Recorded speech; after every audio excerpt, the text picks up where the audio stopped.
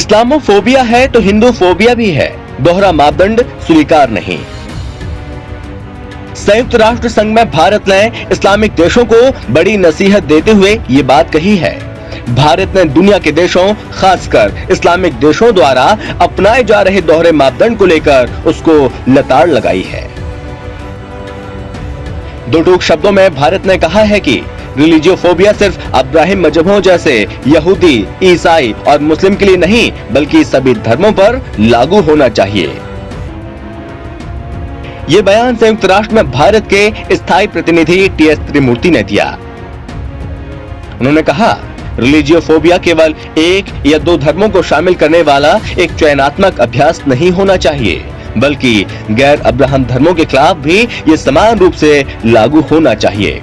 धार्मिक भय पर दोहरे मापदंड नहीं हो सकते। त्रिमूर्ति हेट स्पीच, गैर भेदभाव और शांति के मूल कारणों को लेकर शिक्षा की भूमिका नाम से आयोजित अंतर्राष्ट्रीय दिवस की पहली वर्षगांठ के मौके पर त्रिमूर्ति ने ये बयान संयुक्त राष्ट्र में दिया।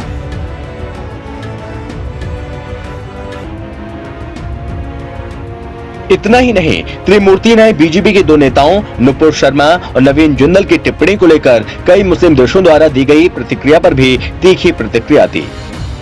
उन्होंने मुस्लिम देशों को सलाह देते हुए कहा कि किसी विशेष बात, पैगंबर विवाद को मसला बनाकर दूसरे देशों को भारत को आक्रोश दिखाने की बिल्कुल भी आवश्यकता नहीं है।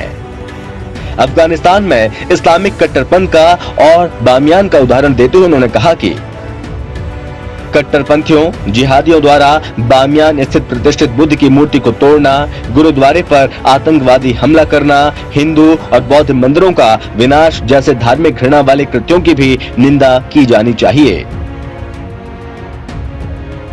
आइए आपको सुनाते हैं त्रिमूर्ति ने और क्या कुछ कहा।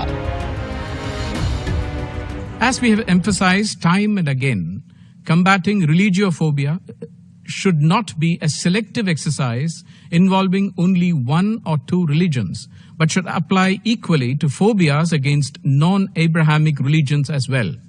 Till this is done, such international days will never achieve their objectives. There cannot be double standards on religiophobias.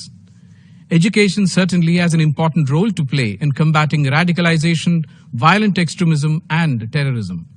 India has been the greatest victim of terrorism, especially cross-border terrorism. We call on countries to develop an education system that truly contributes to combating them by promoting the principles of pluralism and democracy.